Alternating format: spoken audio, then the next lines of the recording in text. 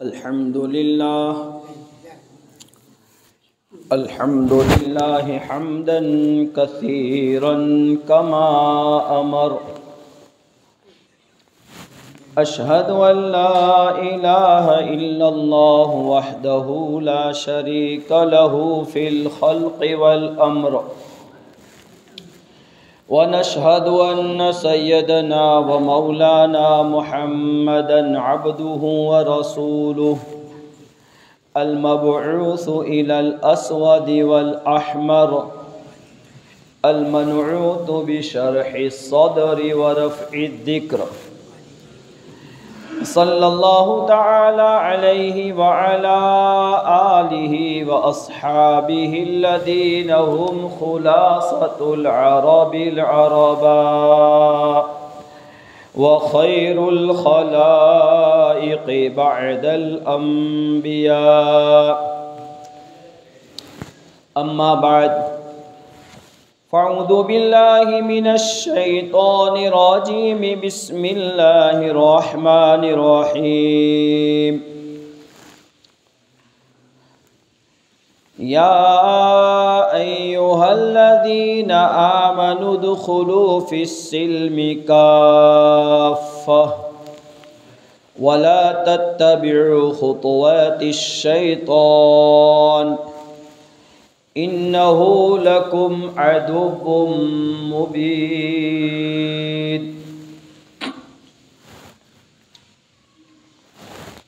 محترم عزیز بھائیو، بزرگوں، دوستو،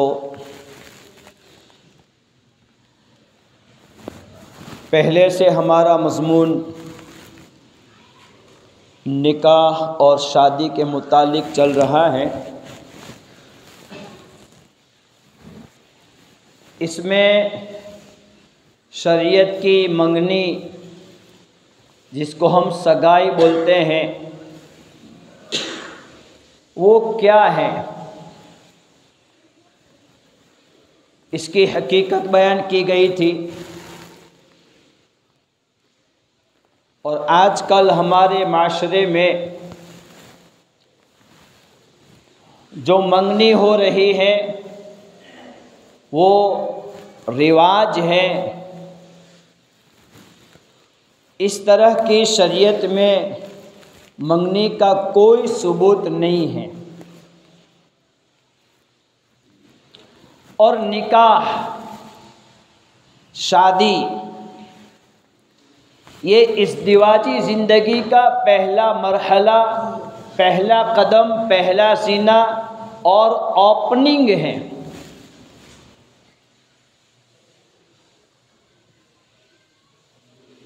اس کے بعد ازدواجی زندگی کی پوری تعمیر ہونی ہے. اس موقع پر ہم نے اپنے اعتبار سے شریعت کا لحاظ نہ کرتے ہوئے، اللہ کے احکام کا لحاظ نہ کرتے ہوئے، اپنے اعتبار سے، اپنے انتخاب سے، اپنی چوائس سے اور اپنے طور و طریق سے اگر اس کو شروع کیا ہے، جس میں اللہ بھی ناراض، اللہ کے نبی بھی ناراض، شریعت کی صریح مخالفت،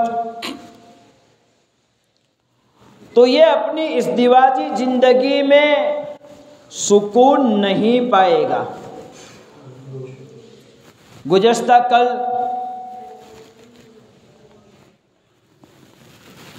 گودھرا میں نکاح کی تقریب میں حضرت مولانا سجاد نعمانی صاحب زید مصدوم، اللہ ان کی عمر کو دراز فرماوے، اللہ ان کو شفا، صحت، عافیت، تندرستی، توانائی عطا فرماوے، اور ان کے علم و عمل سے اللہ امت کو بہت استفادہ پہنچاوے.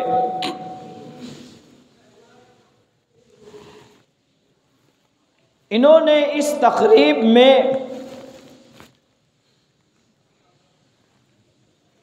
نکاح کے موقع پر پڑھے جانے والی 3 آیتیں، اس کی کچھ تشریح بیان کی، اور حدیث پاک میں عورت کی چوائس اور انتخاب کے بارے میں جو ہدایت دی گئی ہے، اس ہدایت پر روشنی ڈالتے ہوئے حضرت نے اسی بات کو بتایا کہ ہم نے نکاح کے مقصد کو ہی بھلا دیا ہے۔ جب آدمی کے سامنے مقصد ہوتا ہے تو وہ مقصد میں کامیابی کیسے ملے گی اس کی پوری فکر ہوتی ہے، اور اس اعتبار سے وہ اس کام کو نبھاتا ہے۔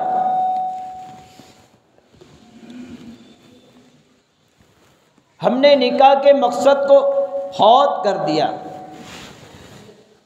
حضرت نے بتایا کہ پیارے آقا تاجدار مدینہ سرور کونین حضرت محمد الرسول اللہ صلی اللہ علیہ وسلم کے 11 نکاح مقصد کی ماتحت میں ہیں۔ 11 نکاح، کوئی ایک نکاح بھی مقصد سے خالی نہیں،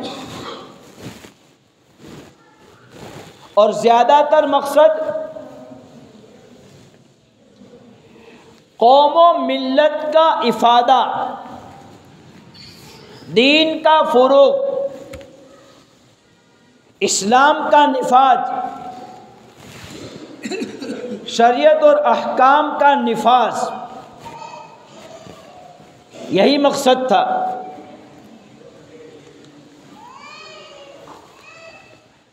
اگر نکاح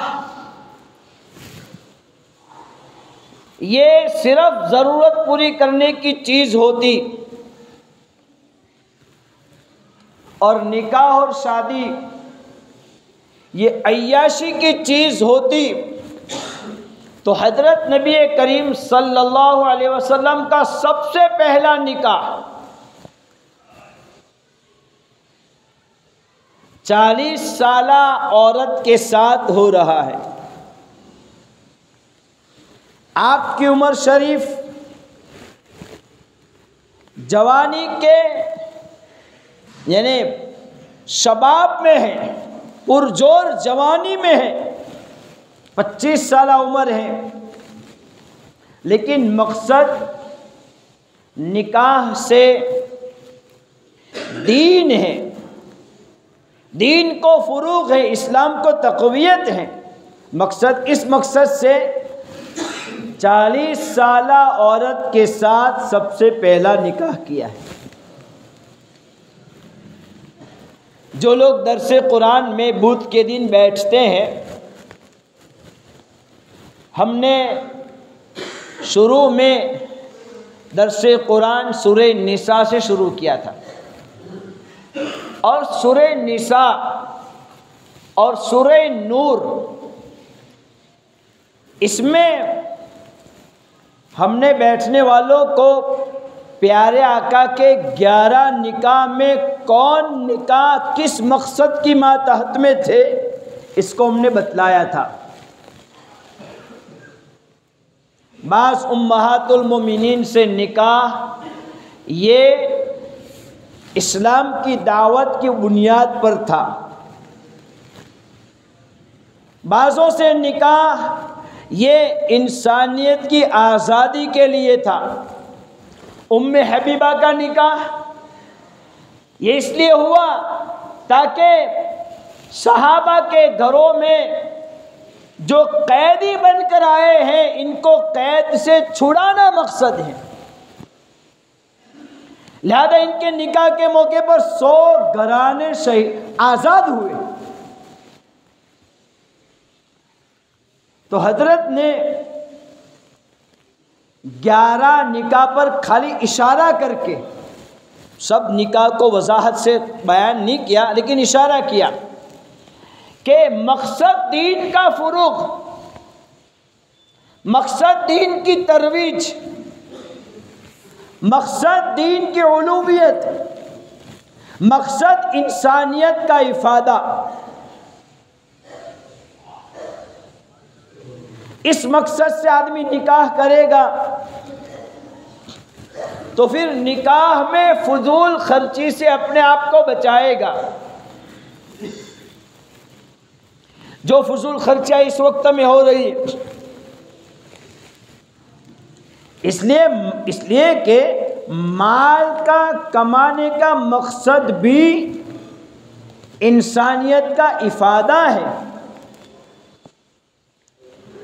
حضرت نے تو شروع میں بات کہی بیٹھ کر، اس میں یہ بتایا کہ وہ قوم کبھی ترقی نہیں کر سکتی جن قوموں کے اکثر افراد، زیادہ تر افراد یہ اپنے خود کی زندگی ہی سے اپنے آپ کو منحصر رکھے۔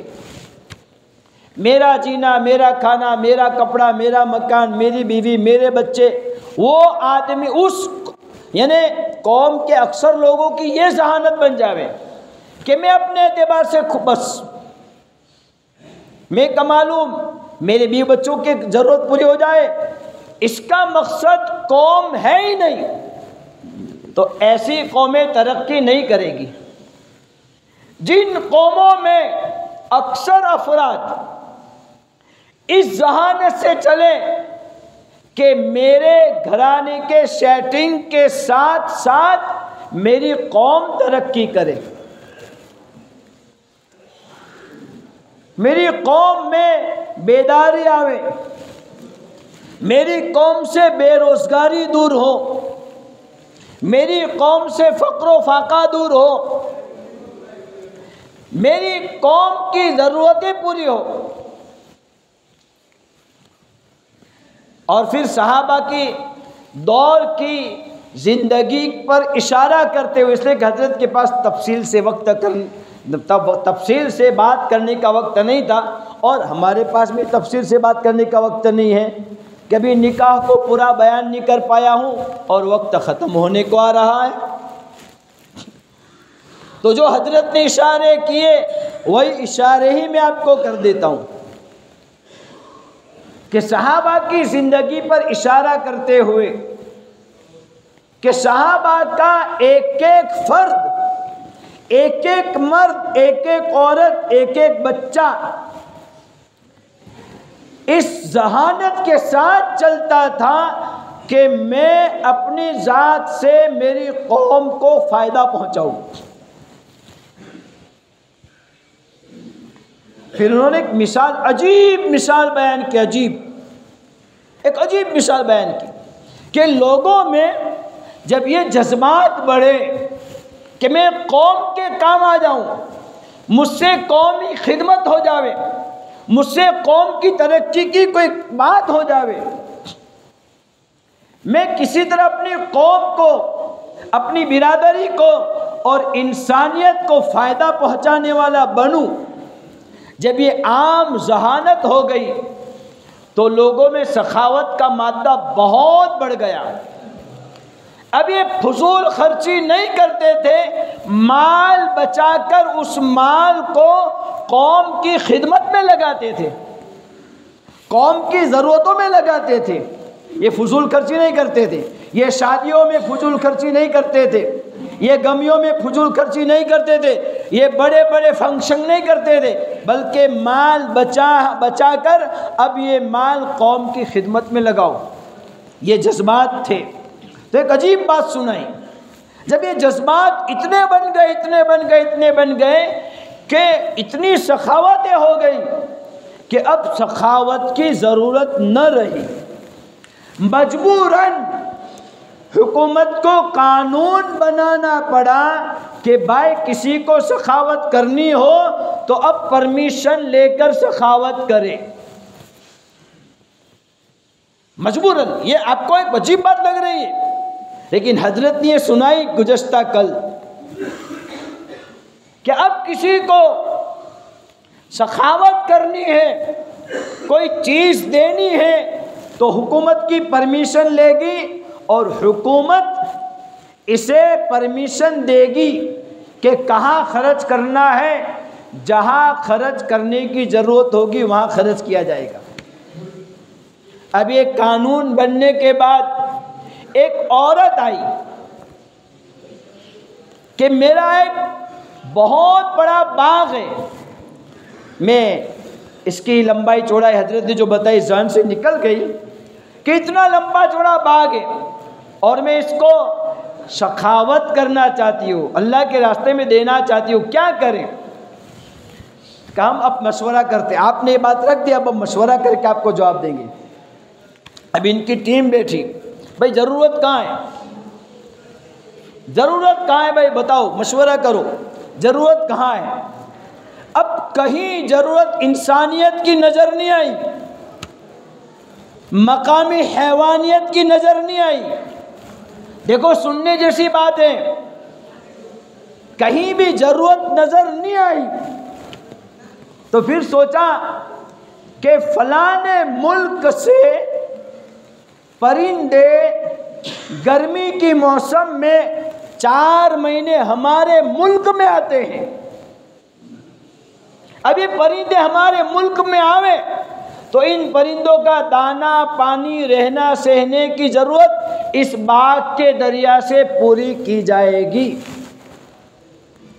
یہ تھی مسلمانوں کی سخاوت کا جذبہ،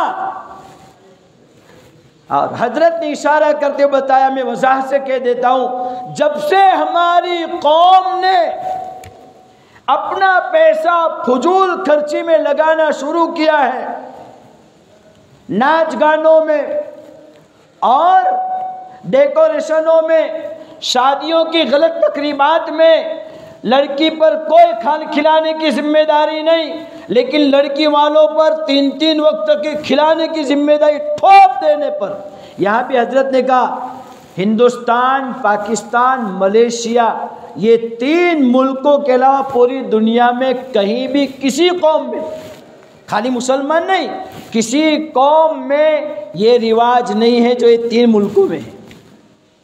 لمبی بات ہوتی چلی جائے، حضرت کی بڑی مفید باتیں ہیں، آپ اجازت دو تو 2-3 باتیں کہہ دو، بھائی کہوں؟